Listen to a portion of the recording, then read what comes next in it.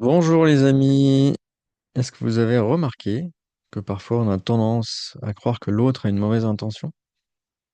Honnêtement, qui n'a jamais pensé ça? Et bien souvent, c'est une projection qu'on fait sur l'autre.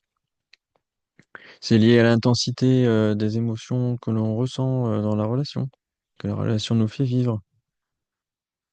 C'est basé sur ce qu'on a déjà vécu dans cette relation-là ou ce qu'on a déjà vécu dans d'autres relations avec des personnes similaires.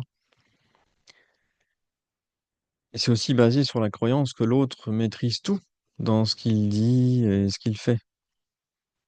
Et ça, c'est pas toujours vrai. C'est même pas souvent vrai. Il est temps de reconnaître que nous n'agissons pas que de manière rationnelle. Nous agissons aussi et en bonne partie à partir de nos émotions, de ce que nous vivons dans notre corps. Et on n'en a souvent pas conscience. Ça génère, du coup, ce principe des comportements que nous ne comprenons pas. Parfois chez nous, mais bien souvent chez l'autre. Et quand on ne comprend pas des comportements chez l'autre, c'est souvent lié à une insécurité qu'il ressent, même s'il n'en a pas conscience.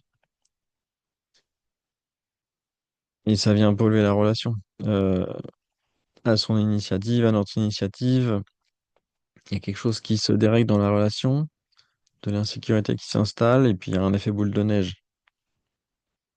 Alors qu'au final, personne n'avait de mauvaise intention. C'est juste que la relation a été polluée par des émotions qui ont tout à fait leur place, mais juste dont on n'avait pas conscience.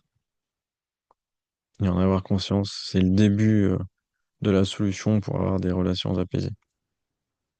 Voilà, c'est ce que je voulais vous partager aujourd'hui. À très bientôt.